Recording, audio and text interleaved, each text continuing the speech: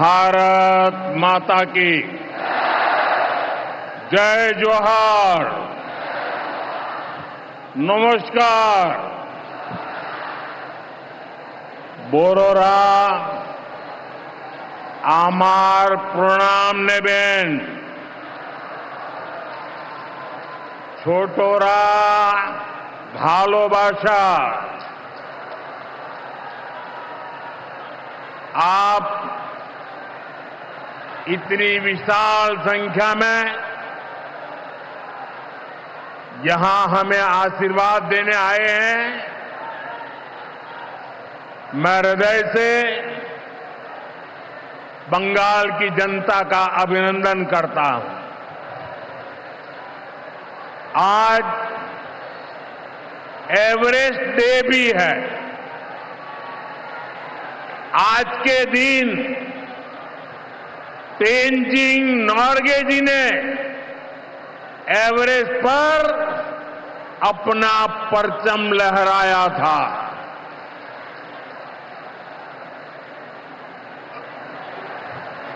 उनके सम्मान में हम भी अपना तिरंगा फहराएंगे।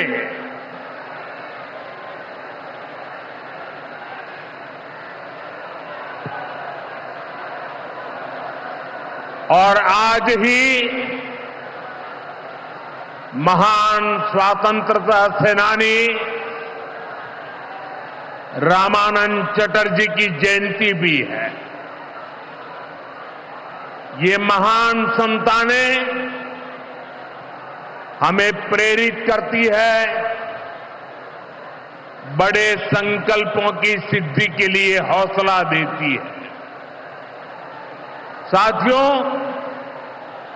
21वीं सदी में भारत नए सामर्थ्य के साथ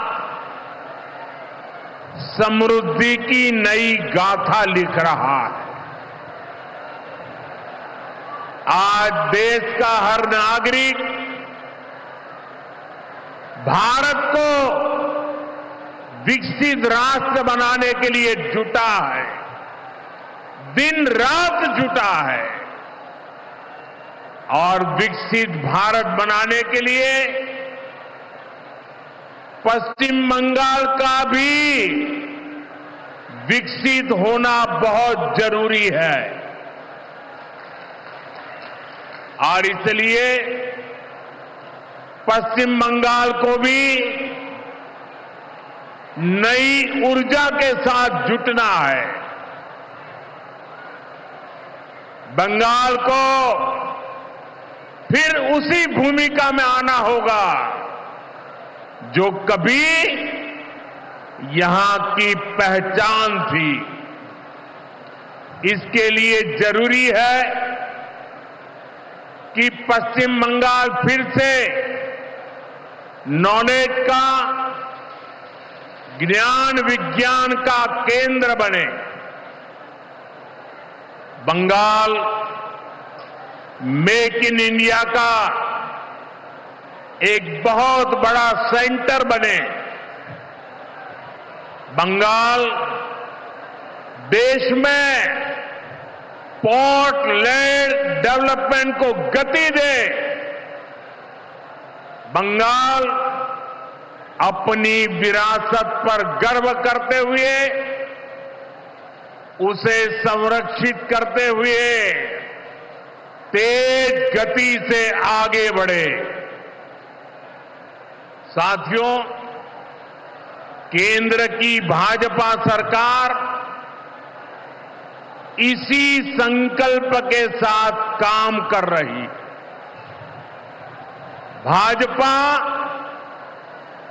पूर्वोदय की नीति पर चल रही है।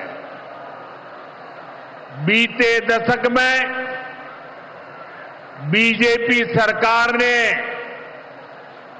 यहां के विकास के लिए हजारों करोड़ों का निवेश किया है।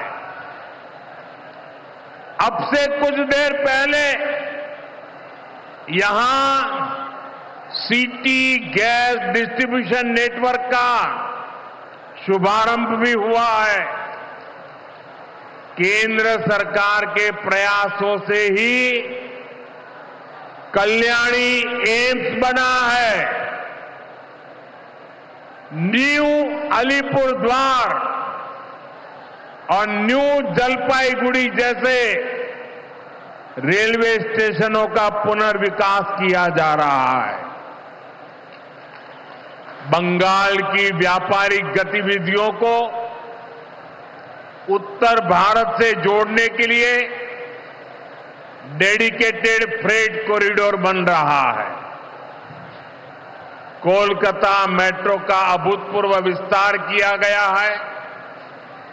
ऐसे अनेक प्रोजेक्ट हैं जो भारत सरकार यहां पूरे करवाने का प्रयास कर रही है। भाजपा सरकार ईमानदारी से सबका साथ सबका विकास के मंत्र को लेकर बंगाल की प्रगति के लिए समर्पित है, क्योंकि बांग्लार उदय तबई विकसित भारतेर जय। साथियों, ये समय पश्चिम बंगाल के लिए बहुत अहम है। ऐसे में पश्चिम बंगाल के हर नौजवान पर, आप सब पर बहुत बड़ा दायित्व है। आप सबने मिलकर के बंगाल का भविष्य तय करना है। आज पश्चिम बंगाल एक साथ कई संकटों से घिरा हुआ है। एक संकट समाज में फैली हिंसा और अराजकता का है। दूसरा संकट माताओं बहनों की असुरक्षा का है, उन पर हो रहे जघन्य अपराधों का है। तीसरा संकट नौजवानों में फैल रही घोर निराशा का है, बेतहाशा बेरोजगारी का है। चौथा संकट घनघोर करप्शन का है। यहां की सिस्टम पर लगातार कम होते जनविश्वास का है। और पांचवा संकट गरीबों का हक छीनने वाली सत्ताधारी पार्टी की स्वार्थी राजनीति का है। साथियों, यहां मुर्शिदाबाद में जो कुछ हुआ, मालदा में जो कुछ हुआ, वो यहां की सरकार की निर्ममता का उदाहरण है। दंगों में गरीब माताओं बहनों की जीवन भर की पूंजी राख कर दी गई। तुष्टीकरण के नाम पर गुंडागिर्दी को खुली छूट दे दी गई। जब सरकार चलाने वाले एक पार्टी के लोग, विधायक, कॉरपोरेटर ही लोगों के घरों को चिन्हित करके जलाते हैं और पुलिस तमाशा देखती है, तो उस भयावह स्थिति की कल्पना की जा सकती है। मैं बंगाल की भद्र जनता से पूछता हूं, क्या सरकारें ऐसे चलती हैं? यही भावेश्वर कर चलेगी? साथियों, बंगाल की जनता पर हो रहे इन अत्याचारों से यहां की निर्मम सरकार को कोई फर्क नहीं पड़ता। यहां बात बात पर कोर्ट को दखल देना पड़ता है। बिना कोर्ट के बीच में आए कोई भी मामला सुलझता ही नहीं है। बंगाल की जनता को अब टीएमसी सरकार के सिस्टम पर भरोसा नहीं है। यहां की जनता के पास अब सिर्फ कोर्ट का आसरा ही है। इसलिए पूरा बंगाल कह रहा है, बंगाल में मची चीख पुकार, नहीं चाहिए निर्मम सरकार। बांग्लार चित्कार लागबे ना, निर्मम सरकार। साथियों, भ्रष्टाचार का सबसे बुरा असर नौजवानों पर पड़ता है, गरीब और मिडिल क्लास परिवारों पर होता। भ्रष्टाचार कैसे चारों तरफ बर्बादी लाता है, ये हमने टीचर भर्ती घोटाले में देखा है। टीएमसी सरकार ने अपने शासनकाल में हजारों टीचर्स का फ्यूचर बर्बाद कर दिया, उनके परिवारों को तबाह कर दिया, उनके बच्चों को असहाय छोड़ दिया। टीएमसी के घोटालेबाजों ने सैकड़ों गरीब परिवार के बेटे बेटियों को अंधकार में धकेल दिया है। ये सिर्फ कुछ हजार टीचर्स के भविष्य के साथ खिलवाड़ नहीं है, बल्कि पश्चिम बंगाल के पूरे एजुकेशन सिस्टम को बर्बाद किया जा रहा है। टीचर्स के अभाव में लाखों बच्चों का भविष्य दांव पर है। इतना बड़ा पाप टीएमसी के नेताओं ने किया है। हद तो ये है कि ये लोग आज भी अपनी गलती मानने को तैयार नहीं है। उल्टा देश की अदालत को, न्यायपालिका को, कोर्ट को दोषी ठहराते हैं। साथियों, टीएमसी ने चाय बागान में काम करने वाले साथियों को भी नहीं छोड़ा है। यहां सरकार की कुनीतियों के कारण टी गार्डन लगातार बंद होते जा रहे हैं। मजदूरों के हाथ से काम निकलता चला जा रहा है। यहां पीएफ को लेकर जो कुछ भी हुआ वो बहुत शर्मनाक है। ये गरीब मेहनतकश लोगों की कमाई, उस पर डाका डाला जा रहा है। टीएमसी सरकार इसके दोषी लोगों को बचाने की कोशिश कर रही है। और मैं बंगाल के मेरे भाई बहन आपको विश्वास दिलाने आया हूं, भाजपा ये नहीं होने देगी।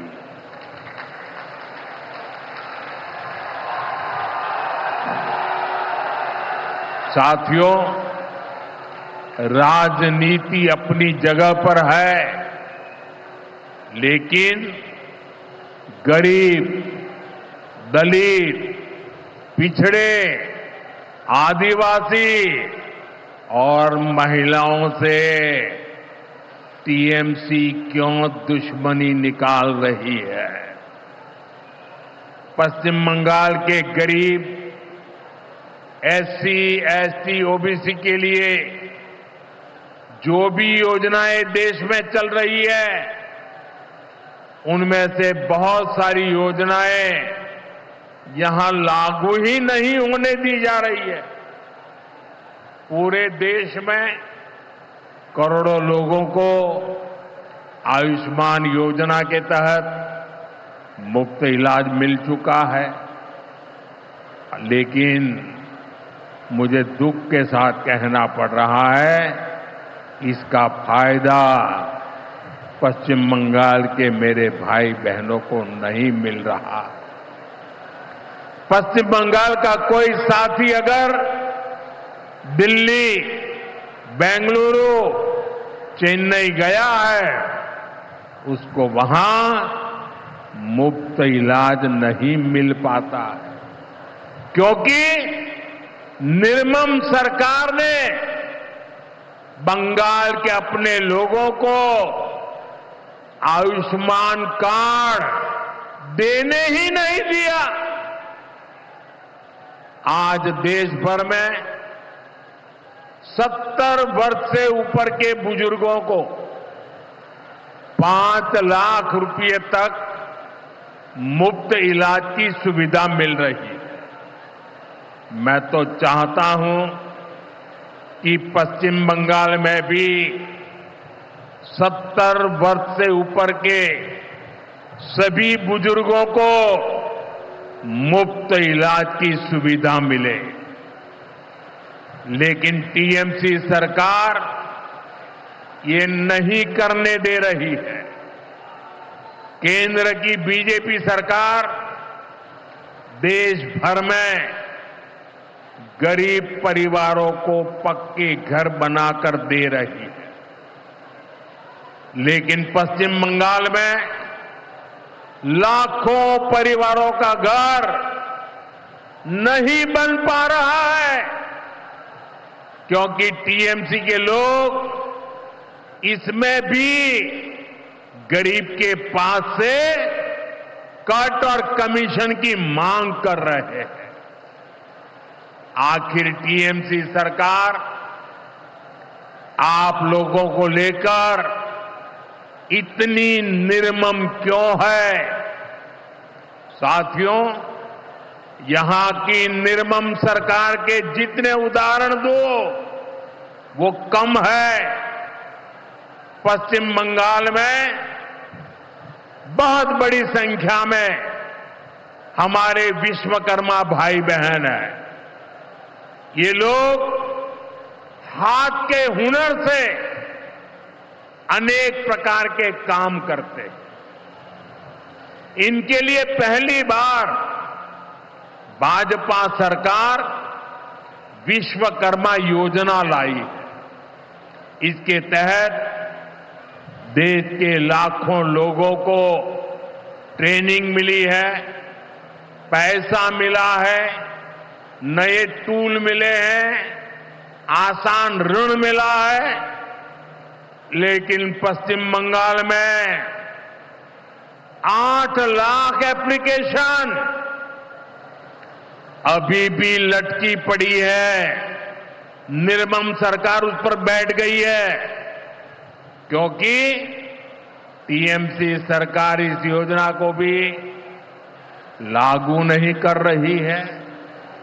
साथियों, टीएमसी सरकार की मेरे आदिवासी भाई बहनों से भी दुश्मनी कुछ कम नहीं है। देश में पहली बार जनजातियों में भी सबसे पिछड़ी जनजातियों के लिए पीएम जनमन योजना बनाई गई है। पश्चिम बंगाल में बहुत बड़ा आदिवासी समाज है। टीएमसी सरकार गरीब आदिवासियों का विकास भी नहीं होने दे रही है। उसने पीएम जनमन योजना को यहां लागू नहीं किया। टीएमसी हमारे आदिवासी समाज को भी वंचित ही रखना चाहती है।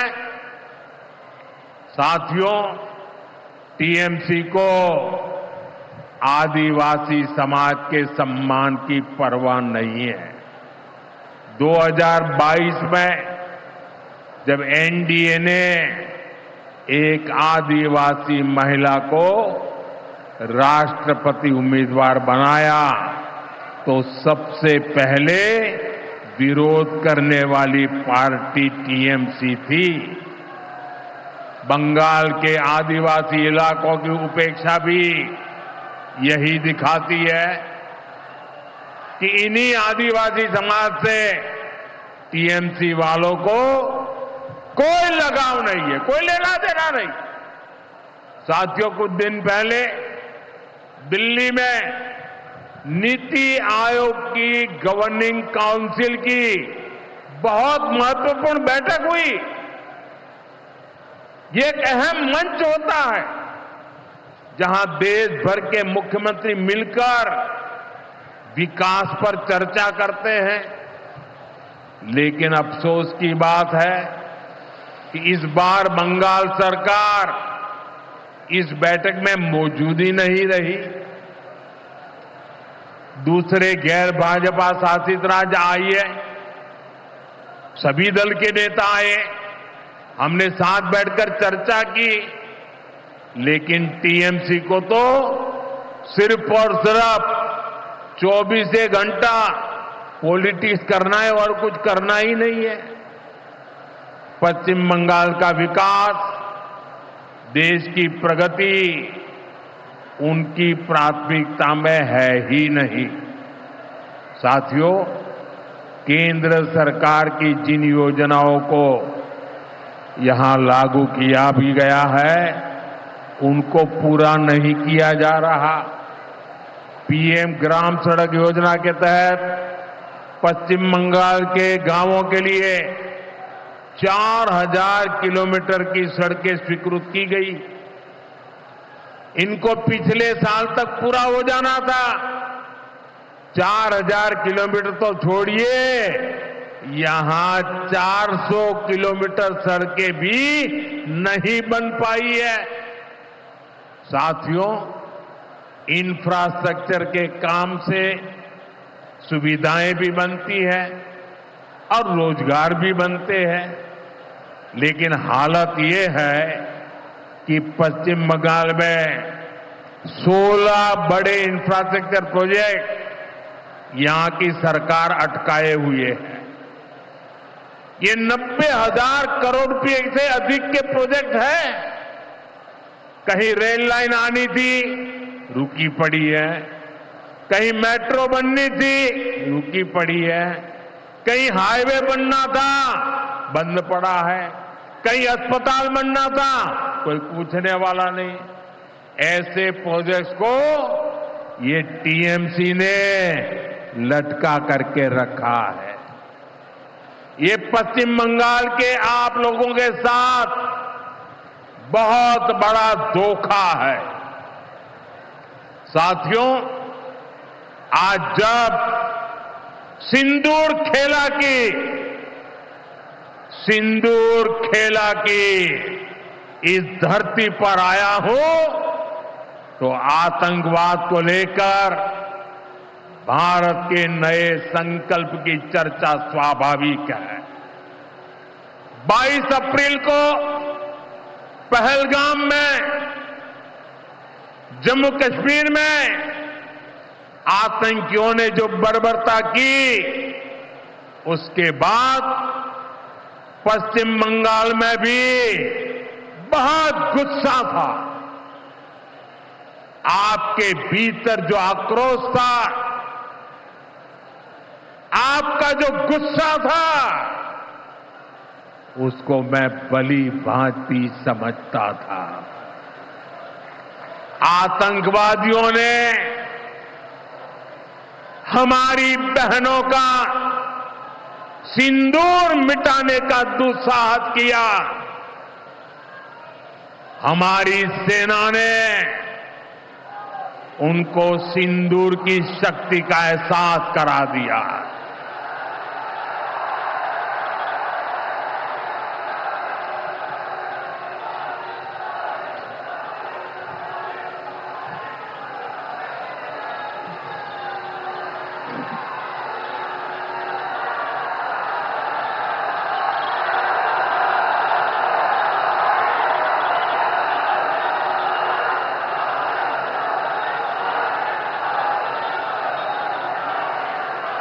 हमने आतंक के उन ठिकानों को तबाह किया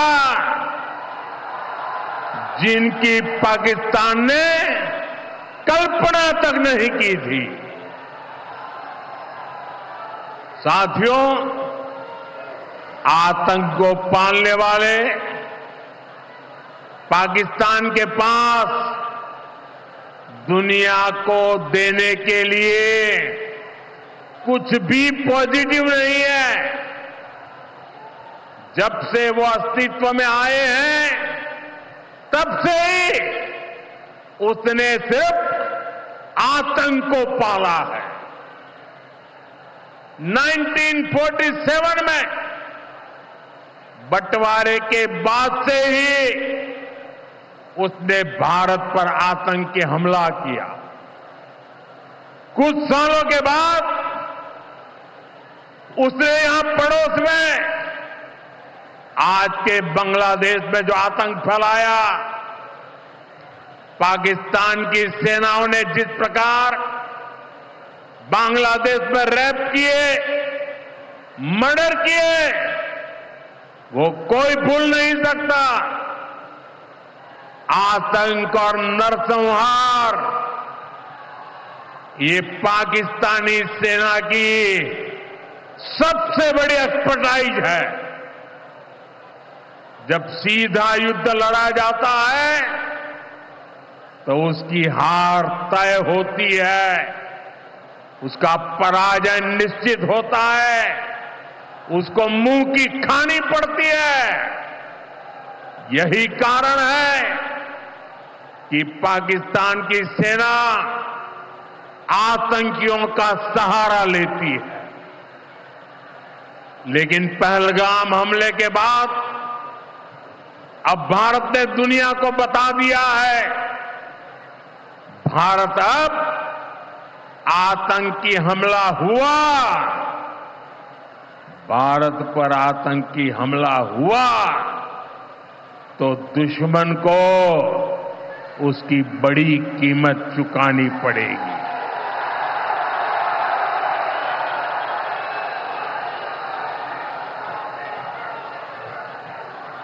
और पाकिस्तान समझ ले, 3 बार घर में घुस करके मारा है तुम्हें।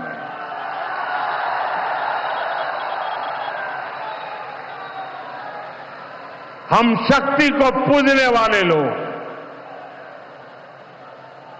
हम महिषासुर मर्दिनी को पूजते हैं। बंगाल टाइगर की इस धरती से 140 करोड़ भारतीयों का ऐलान है। ऑपरेशन सिंदूर अभी खत्म नहीं हुआ है।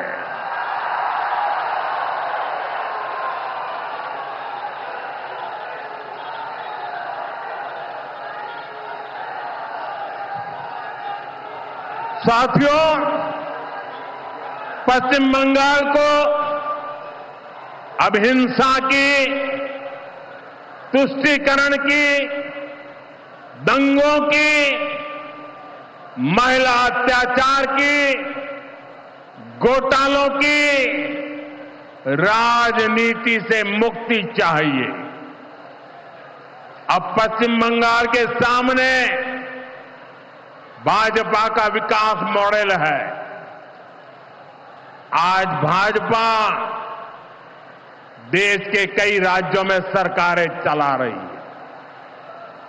देश के लोग बार बार भाजपा को अवसर दे रहे हैं। पड़ोस में असम हो, त्रिपुरा हो या फिर उड़ीसा, यहां भाजपा सरकारें तेजी से विकास कार्यों में जुटी है।